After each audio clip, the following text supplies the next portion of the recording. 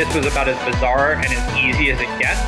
So the number for me was a number that would allow me to never have to work again. I feel like we got top. I went from a sale of, $500,000 to in debt. $192 million. This is Built to Sell Radio with your host, John Warlow. Okay, so what are the numbers on your company's dashboard? My guess is you look at your company's revenue and profitability, which are two great metrics to track, but there are another 8 key drivers of the value of your company that go well beyond just revenue and profitability, that are the things that acquirers want to know about.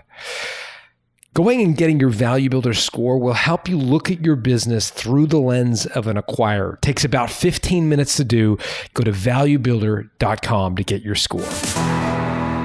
If you're looking for a little inspiration these days, look no further than Adam Ochstein. Adam started a company called StratEx, which was in the business of providing HR software. He sold that company to Toast, one of the fastest growing businesses in the restaurant category. They sell POS software to restaurants. What's really fascinating about Adam's story is how he started his first business, which was immediately following 9/11. And he started his second business, which was the business that he sold to Toast, coming out of the depths of the 2008 recession. And through tremendous adversity and almost the necessity, he was able to pivot in both cases and create a successful business, which went on to get acquired in 2019. So if you're looking for, again, a little bit of a silver lining these days, what some of this economic turmoil will do is force you to make really tough decisions. In good times, it's easy to carry a bit of extra fat, a few extra business lines, maybe some people that aren't really fully optimized. But in difficult times, it really forces us to make really tough decisions and go into a business that we know we can compete. And that's exactly what Ochstein did. I want you to listen very carefully for how he structured his partnership with Toast. And for me, that's really where the tremendous insight is in this. He structured his deal with Toast so that they had an option to buy him. I don't want to go through all the details, but I think it was a brilliant stroke. Here to tell you the rest of the story is Adam Ochstein.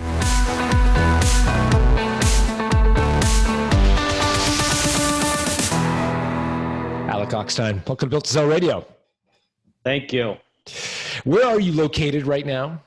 I am in about an hour and a half outside of Chicago in southwest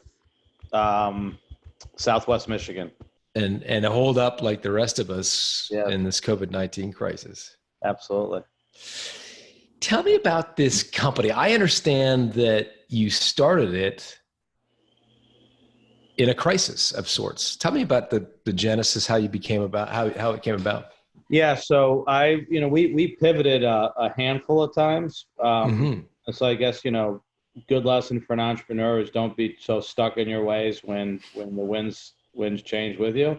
So we started StratEx in the summer of 2001, and right when the dot-com was turning into the dot-bomb and all the tech startups were imploding, we started StratEx as a sales consultancy working with venture-backed tech startups that had maybe a good product or business model, but bad sales execution.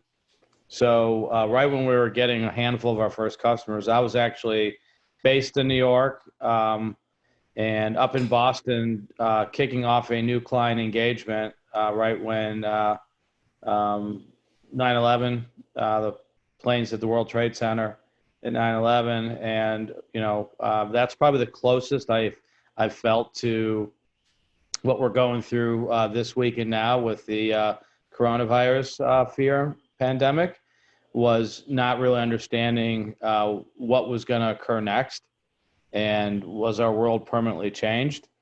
And the lesson I learned there, not really understanding at the time, but understanding it now, is that if you have belief in what you're doing in your business model, you see it through and you stay focused, and you also just head down and work through anything, because hard work will always pay off.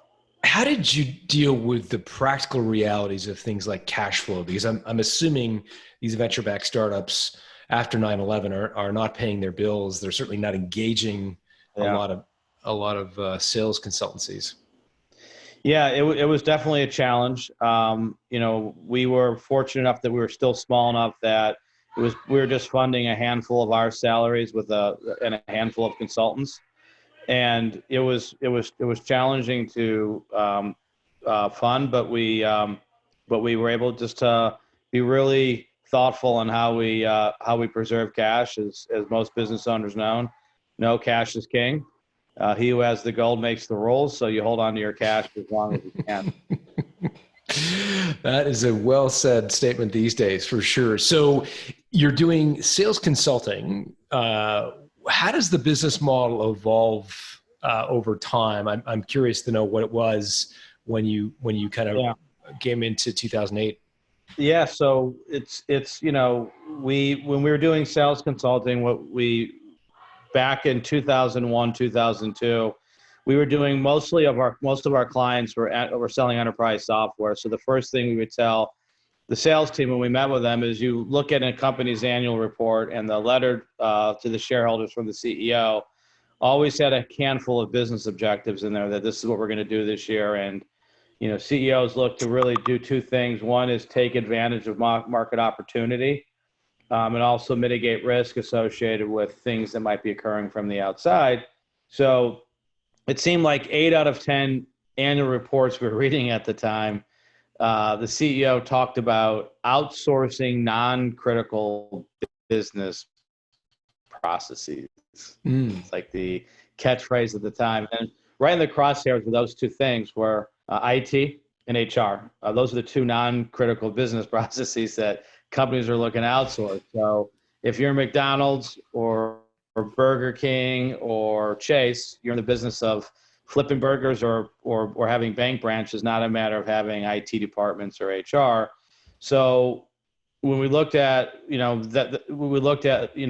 the business model as we evolved it was, we were doing sales consulting, and I also, in the back of my head when we started the company, knew that recurring revenue, subscription-based business, was the gift that keeps on giving. If you can grow your customer base, take care of them, service them at a decent margin, that recurring revenue was really what makes business sustainable to the point where you have some type of exit someday, because the business isn't tied to Adam or John or Joe who started it, and these customers are my customers. It's a recurring revenue. It's a subscription-based business. I knew nothing about HR, but I did know that it was what starts usually in enterprise trickles down to mid-market into SMB. So when I moved to Chicago for personal reasons, knowing full well that there weren't a lot of tech startups in Chicago in 02, 03, we moved here early 03, which was the real reason why I pivoted the business model a bit, because I was living out of a plane, traveling back and forth to our clients in New York, Boston, and DC market. So when we pivoted the business, realized that Chicago had a lot of small businesses, and figured if we can offer an HR solution, subscription-based, for a small business that doesn't have an HR department, it would be a good business model. And so, without knowing even how to spell HR at the time, kind of like, learned as we, fake it till you make it type of thing. And initially was licensing third-party software, and made the decision in 2007, what the heck, I can build better software than the stuff we're licensing. There's not anything good in the market. So bootstrapped it again and decided to build our own software application and launch the new software in late 2008, 2009, which was a really good time. So my you are a glutton for punishment, man. So if the lesson is, if you want to start a business, don't start a business when Adam Ochstein is starting a business. And don't pivot a business when Adam Ochstein pivots a business, because it's usually a bellwether for bad things to come. Right. Are you starting anything right now? I just sold my company recently, so maybe don't sell a company in the middle of before in 6 months after you sell your company, Adam sells his company. There's going to be, the world's going to turn upside down again. So yeah, nice time to be in cash for sure. Yes, so that actually, is I think a good lesson is the opportunity created out of crisis, right? So what we provide was HR software at a time when in 2008, 2009, organizations were being asked to do more with less. So I might have been a 150, 200 person organization that had a full-time HR manager with an HR admin. And the CEO was coming to the HR manager saying, hey, we can't afford to keep the 2-person HR department. I need you doing, more with I'm going to ask you to get rid of your HR admin. And the software became a nice selling vehicle to automate a lot of the administrative burden that HR was dealing with. So we were able to come in and say, if you can reduce your HR team and do a lot of the administrative functions that your admin was dealing with through automation and self-service. So what was the product itself? Like we use, I think it's called Bamboo HR. Do you know those guys? Yeah. Would they be a competitor of yours? Yeah, Bamboo HR, I believe, came out in 2009, 2010, and didn't have a payroll. Bamboo didn't have a payroll part of their product until much later. But StratEx provided HR software, employee lifecycle management. So from recruitment all the way through termination and COBRA, inclusive of onboarding and policies and benefit administration, benefit management, time and attendance, performance reviews, payroll, discipline tracking, all the way through termination. So here's the thing. I'd be curious to know why you considered this a pivot as opposed to basically a brand new business. Like there's nothing, at least from a layperson, or at least on the outside, I don't see anything a sales consultancy would have in common with an HR software. Why not just call them different businesses? Well, because I like the name StratEx, so. Okay, fair enough. So it's a brand new business. I pretty much winded down the old one and started the new one with the same name. So. Okay, and how did you make that decision to wind down?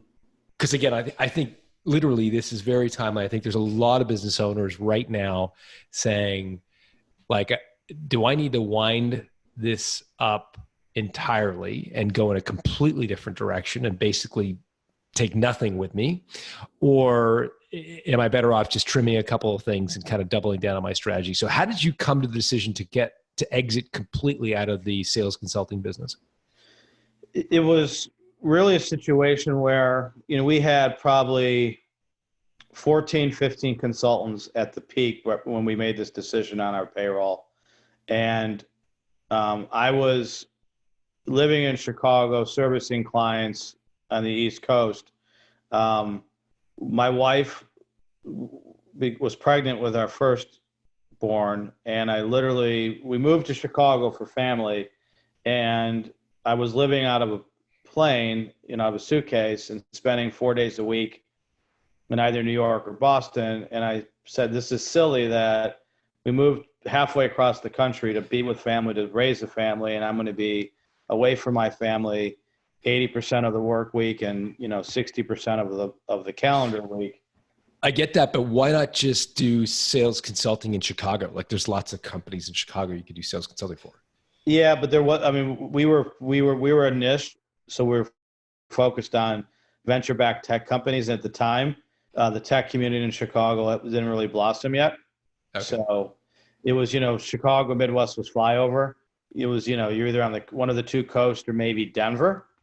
So, and the second and probably the bigger reason is I really wanted recurring revenue, and I found it difficult to come up with a subscription-based model where we can do boutique consulting in a subscription-based way. And I'm sure there's other businesses that have scaled that. I'm not a really good copywriter, and I didn't really want to sit there and write copy all day long to build a subscription playbook to sell to small any business from a sales consultancy perspective. So I just basically reconstituted StratEx with a subscription-based recurring model. And I'm looking at the marketplace of Chicago, which didn't have a bunch of tech, but Chicago is a very vibrant small business community. Probably one of the most entrepreneurial cities that I've ever lived in or been in. And so there's a ton of small businesses in Chicago. So I felt that was a business model that lent itself to the marketplace that I was living in. Got it. How did you finance the development of the HR tool? Bootstrapped it through, revenue that we were generating from the business that we already started, my personal bank account, and then I, took a second mortgage on my home, so completely bootstrapped it. And who's the we? Are you the 100% shareholder, or did you have founders, co-founders in the business? I did have some co-founders in the business who were limited partners. And then when we decided to build the software, initially it was through a consultant who ended up becoming my 50-50 business partner when we turned the service company into a software company. And we used to have the debate all the time. It was funny because we're on opposite sides of the debate.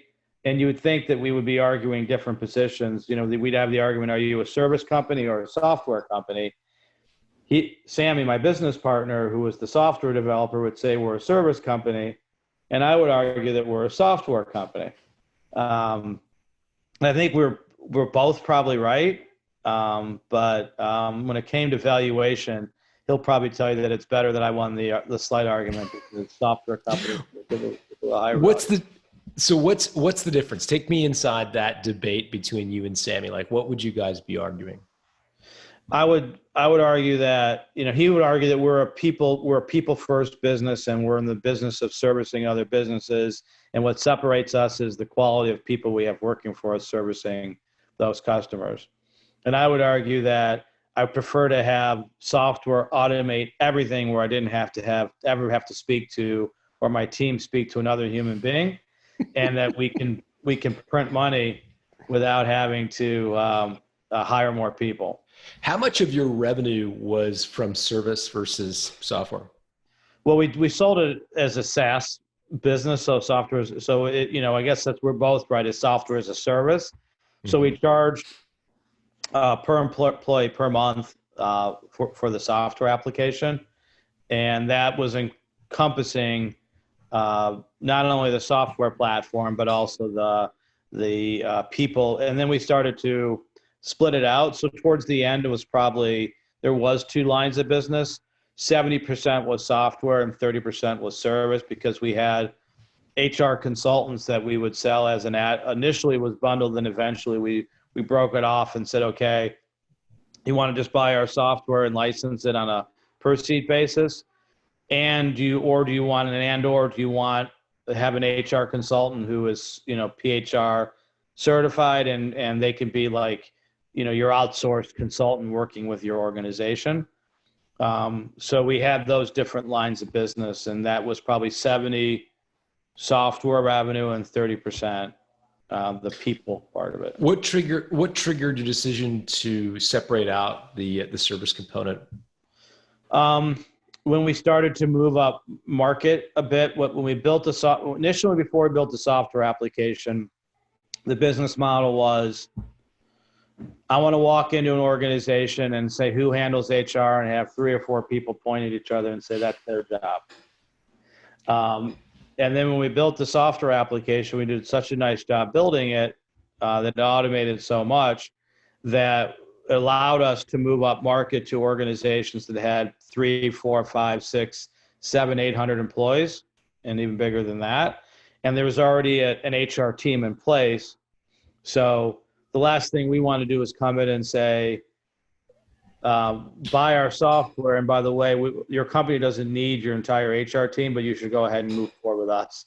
So I don't think an HR person would make that decision to move forward with us. So we decided to break it out and say, use the software to run your organization, Mr. and Mrs. HR, and your team will be better off situated if they use it. Your people will be happier, and that's why we split it out. Got it. That's helpful for sure. How did you sell it? What was your approach to selling it? This from a sales guy who's done a lot of work selling and consulting for SaaS-based companies. What was your sales model for StratEx? And initially, since we were all bootstrapped, and this is some of the mistakes we made along the way, it was through 100% distribution model. What does that mean? We didn't have any direct sales team initially. You're speaking to the only salesperson that was in the company probably for 10 years.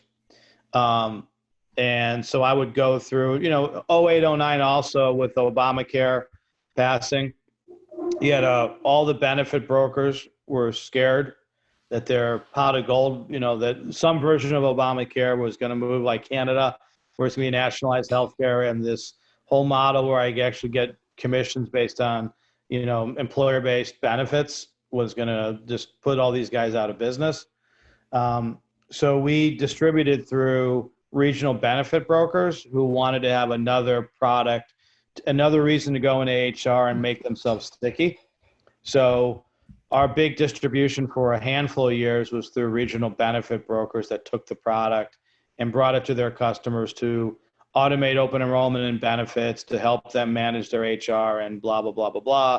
But also gave them, we did a rev share, it gave them more revenue for those customers that potentially would have offset reduction in fees and commissions had, the need for healthcare premiums gone away. So we did that. And then we realized that we didn't really control our own destiny by selling through channel partner. So, and we started to make some money then. And we decided to hire a tiger team type sales team. We had at the time probably 65, 70 employees, and we decided, okay, and they were all in servicing customers, implementation, or software development. And then we decided to hire like an 8 to 10 salesperson team, have someone manage our channel partnership, these regional benefit brokers, and then have a direct sales team that will go out and cold call and prospect businesses and sell direct. And what we did was kind of interesting is I gave each different sales rep a different vertical to focus on and come up with a vertical play to say, okay, you're selling to manufacturing, you're selling to mortgage and real estate industry, you're selling to distribution, you're selling to hospitality and restaurants, you're selling to different verticals. And we had, our current client mix was all across the board, across different verticals.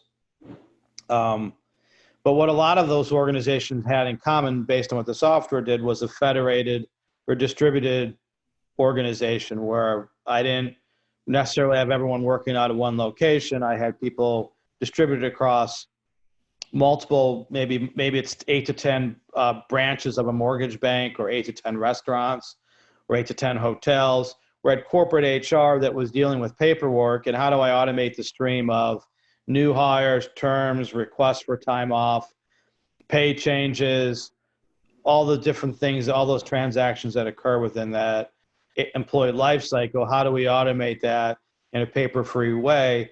And where I couldn't walk it down to the payroll manager's office or the HR office, I actually was across the country. Now that obviously sounds commonplace today, but 10, 12 years ago, that was a differentiator for us to come in that distributed workforce and say, software can automate a lot of that manual process. And so the sales reps that were doing the best of all my sales reps, and maybe it was some luck, but I don't think it was, were the ones I gave the vertical for restaurant, retail, and hospitality. So we got more traction and more business and a higher close rate within that part of the vertical than any other vertical. And our current customer base that was representative of restaurant and hospitality were our happiest customers.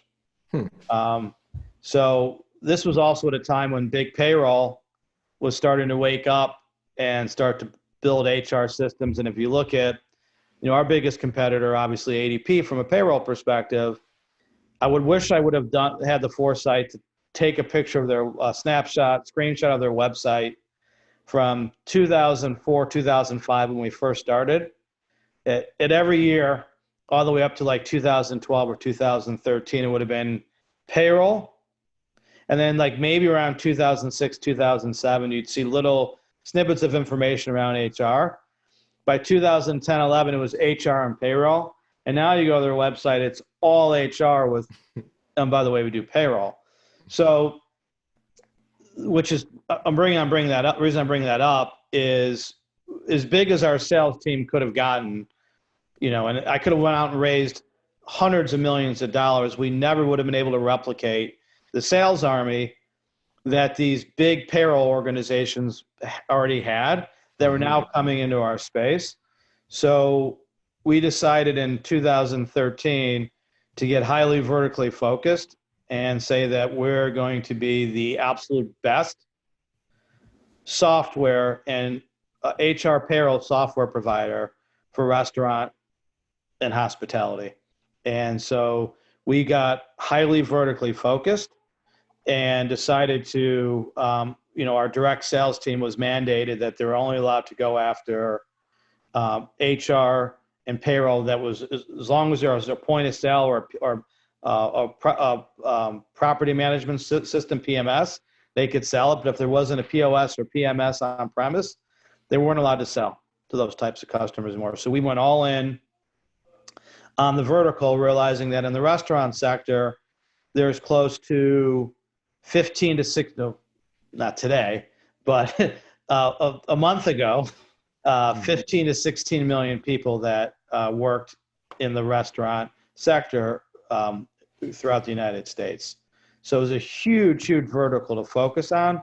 We had no internal competition, external competition that were exclusively focused on that vertical, and allowed us to then start to, carve out a niche for ourselves in a pretty big niche, and then create some strategic partnerships with other vendors that did things that were tangential to us and create some synergy. What did you do with the other customers who were using and paying for the software outside of restaurants when you decided to triple down on restaurants? Did you retire those customers? Did you just keep them and not service them? Like, how'd you handle it? We continue to, and to this day, we have probably 10, 15% of our customer base being non-restaurant hospitality. Okay. And, they still have challenges around hiring people, terminating people, paying people, managing all those things through the life cycle. It's just that our product roadmap, as the product gets, became more and more focused on the unique nuances and challenges that a restaurant might face versus a mortgage company or a manufacturer. Got it. That makes complete sense. And how did you, here we are again, we're recording this in March of 2020 when, 90% of the workforce in the restaurant business has been suspended or furloughed or laid off, however you want to describe it. How did you think through de-risking that decision at the time? No one, of course, could have foreseen this pandemic, but was that a discussion internally about, doubling down on restaurants at the time when you did it? Did you consider the potential risk that was associated with that? The only risk that we saw potentially de-risking would be if we had a really big recession again, where the buying behaviors of consumers went away from the trend that we were seeing, which was, 15 years ago, it was a treat to take your family out for dinner. At least when I was a kid, it was like, we're going out for dinner. It's like once every 2 weeks, right? To maybe 10, 15 years ago, it was, maybe once or twice a week. And then it was, see commercials with the husband or wife on the way home from work, stopping at a place to pick up food. The trend we were seeing was the exact opposite was, 60-70% of meals now were prepared outside the home and either being delivered or picked up or actually eaten outside the home. So the risk that we saw was, is there going to be a big enough recession or depression again, like 08, 09, where those behaviors start to trend down and restaurants start to close? The other concern we had around it from a risk perspective was our pricing model is per employee per month, and we were always concerned about automation, robotics, and things that restaurants can do to drive down headcount within the restaurant. So we were even contemplating moving away from a per employee per month fee model to more a per location per month model. So it wouldn't really matter whether I had 60 employees or 30 employees. I still needed to use the software to manage the function within my restaurant. Got it. Okay, that's helpful. So how were you thinking about valuation for this company as you grew and you saw other SaaS companies? I'm sure did you start to have a sense of what the business might be worth? Yeah, I mean, we spoke to a handful of investment bankers. I spoke to colleagues that I know that had SaaS businesses, and you'd see some of these crazy valuations of unprofitable companies that are getting 15 times trailing 12 revenue ARR. We were profitable at the time, and no one really cared about EBITDA or profit. It was all around gross margin for the business, CAC or customer, your acquisition cost, and then LTV or lifetime value of that customer in a SaaS business are really the two metrics that people really look at is, what's your acquisition cost to get new customers compared to the lifetime value of those customers. So where we made mistakes along the way, I think were a couple-fold. One is we didn't grow as fast as we should have grown we should have taken outside, venture capital money to scale the business with sales and marketing and grow as fastly as possible, irrespective of profitability. Secondly, we didn't pay enough attention to churn and NPS. What's NPS stand for? Net Promoter Score. Oh, NPS, right. Okay. Yeah. Yep. So, how likely, you get those questions, how likely to refer them to another business, scale of 1 to 10. And Net Promoter Score and NPS says that if you're a 9 or a 10, that's a positive number. 1 through 6 is a detractor. And 7 and 8 are neutral. I'm a New Yorker, so to me, 8's positive, but it doesn't work that way. I would never give anyone a 10. So, we had a high customer retention, but we didn't do a good enough job of really getting our arms around churn and understanding why customers churn and stopping churn, and our retention of our customer base was really solid, better than the industry average, but we needed to be probably, in hindsight, more ruthlessly focused on when we lost a customer, doing a lot of detailed analysis of why they left and making sure that we didn't make the same mistake with that type of customer again, taking on those types of customers, and then doing analysis of the customers that gave us a 9 or 10 that were really happy. Why were they really happy, and how do we scale that happiness across the rest of our customers? What was your churn rate on an annual basis? If you take out, because we were going after multi-unit restaurants. A good restaurant's going to open up more restaurants. So if you normalize how many, from these amount of locations were using us in January of 2019, how many of those same customers were with us in December of 2019, by a logo perspective, we were at 95% retentions. We have 5% churn,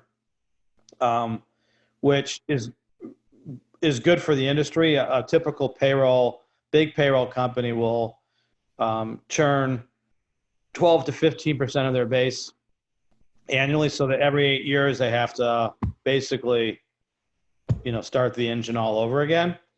Whereas our 5% churn, we had 20 years with those customers. So, but still, we could have done a better job of scaling our sales and marketing, and not being so focused on profitability, which sounds silly, but that's really the thing that matters with SaaS businesses.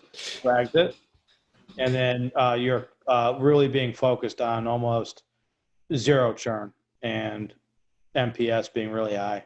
So you'd seen these case studies of these crazy multiples, again, 15 times trailing 12. Did you have a sense then, if it wasn't 15, like what you thought maybe you guys could get for it? Yeah, we were benchmarking to get, we felt that a fair valuation for us in a non-bidding situation would be in a 4 to 7 times trailing 12. Trailing 12 months revenue. Yeah. Got it. And so what triggered you to think about selling?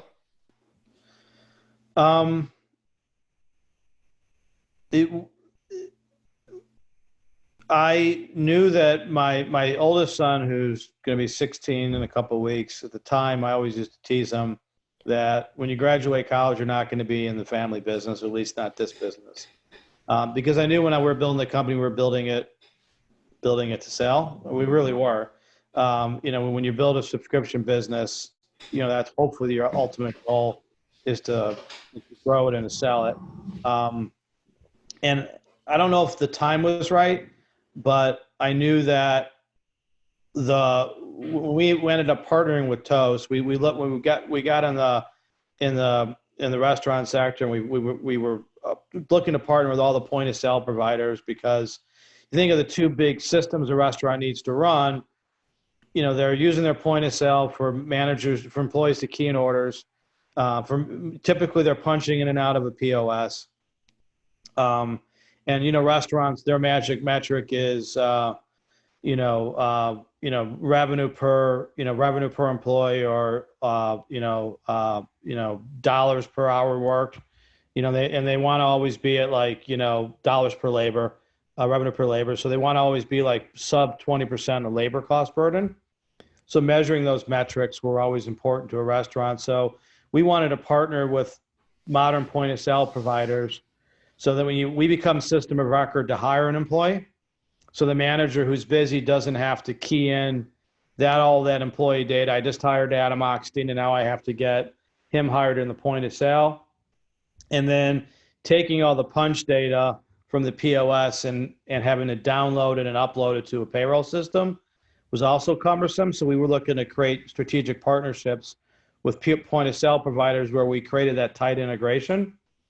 And we did that with Toast, and Toast was growing they were the fastest growing modern point of sale provider. And we created a partnership with them.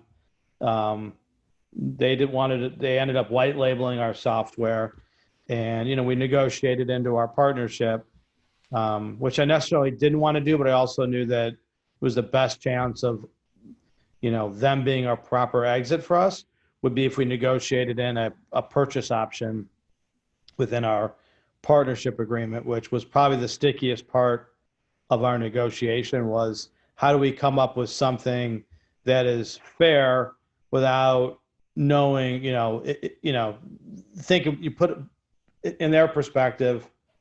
I put myself in their shoes. We create this partnership, and they're wildly successful with it. And 4 years later, they have 10,000 customers using our software, and they say, okay, well, we want to buy you now. And we say, well, here's the price. You have to pay 50 times, right? Because we have all the leverage.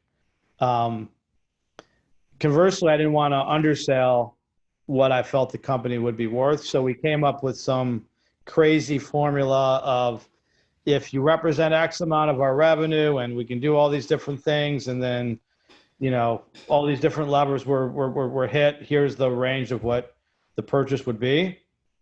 So we actually pre-negotiated the purchase price range at the outset of the partnership. And the reason why I was comfortable doing it is because I really felt I loved the culture of their company.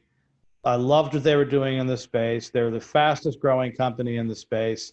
And I felt that if I could provide the perfect rocket fuel for my baby, this would be the perfect exit that I would know that it would have lasting legacy to be part of the Toast ecosystem. Was a place that I wasn't selling out to a competitor. I wasn't just selling out to sell out. I was taking what we built and what they were building and making a really, really cool product. Who was the one that initially suggested that the partnership include some sort of acquisition offer? It was me.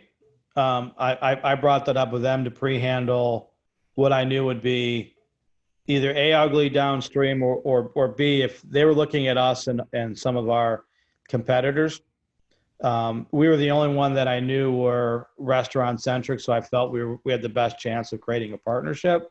But I also want to let them know that I was serious about the fact that, forget about white label, I truly believe that whoever's going to win in the space is going to have a single platform to service the restaurant community, and felt that I was putting my money where my mouth was by speaking first. And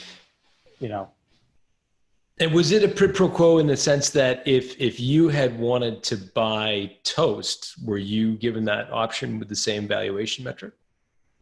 In my wildest dreams, we would get big enough to buy them. They're a little bit bigger than us. Equally, did the agreement where they had the rights to buy you, the option to buy you at a pre-established range, did that preclude them from buying one of your competitors? Yes. Yeah, we had a there was like a breakup period of time where, like, I think wind down, if the partnership fell apart and they were unhappy, I think they had to wait like 18 months or 2 or 3, I forgot what the length of time was, but there was enough time that would make it pretty challenging for them to do that. So there was a pre-existing range of value based on, I'm assuming, a multiple of revenue, trailing 12 months?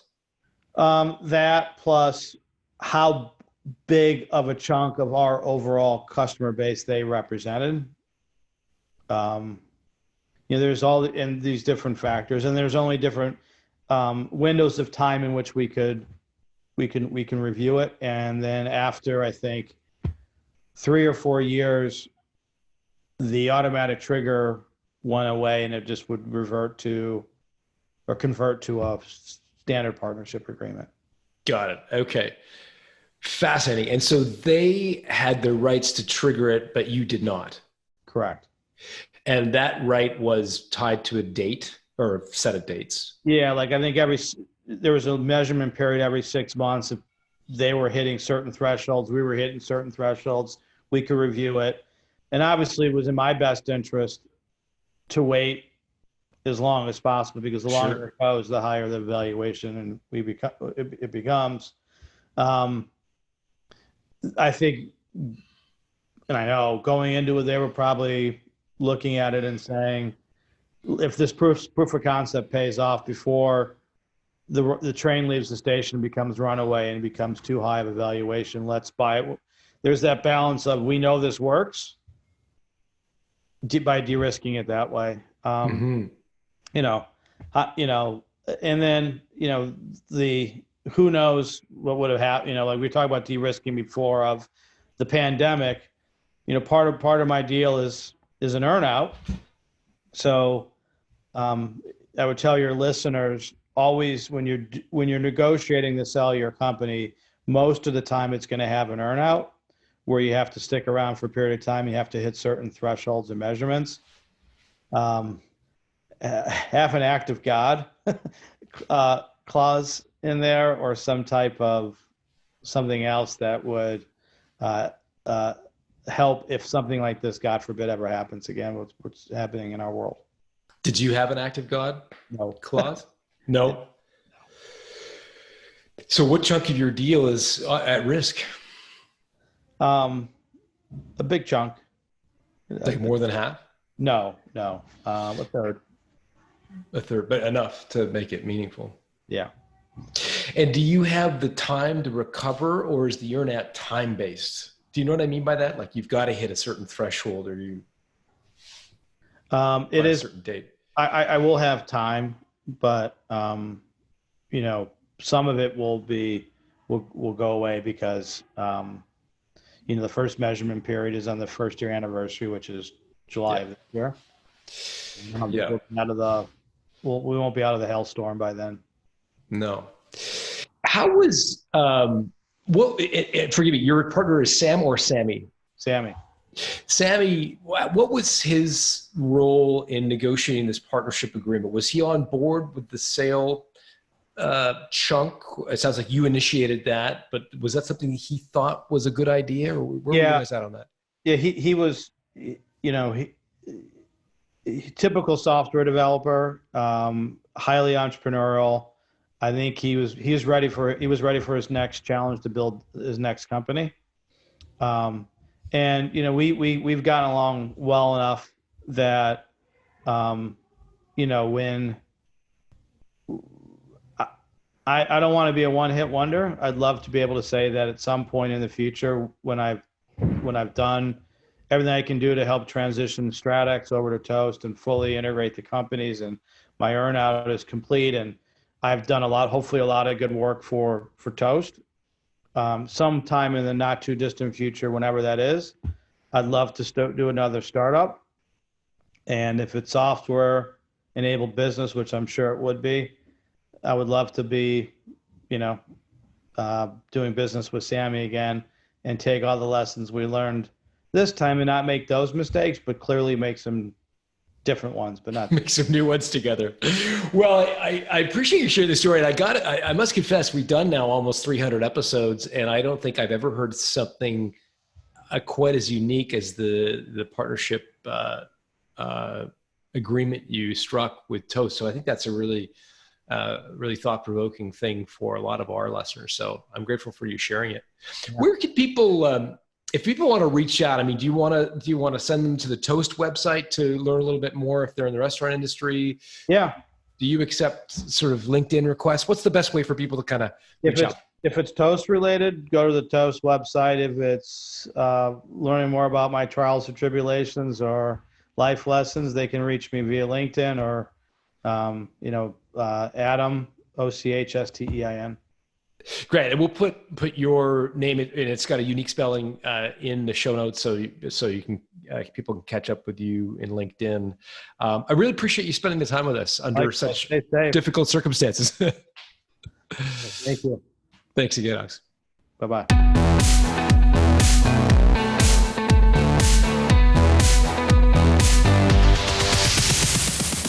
Thanks for listening to Built to Sell Radio with John Warrillow. For complete show notes with links to additional resources, visit builttosell.com/blog. John is the founder of the Value Builder System. To find out how to improve the value of your business by 71%, visit valuebuildersystem.com. John is also the author of Built to Sell, Creating a Business That Can Thrive Without You, and The Automatic Customer, Creating a Subscription Business in Any Industry. Connect with John at facebook.com/builttosell or on Twitter at John Warrillow, WARRILLOW. Thanks for listening.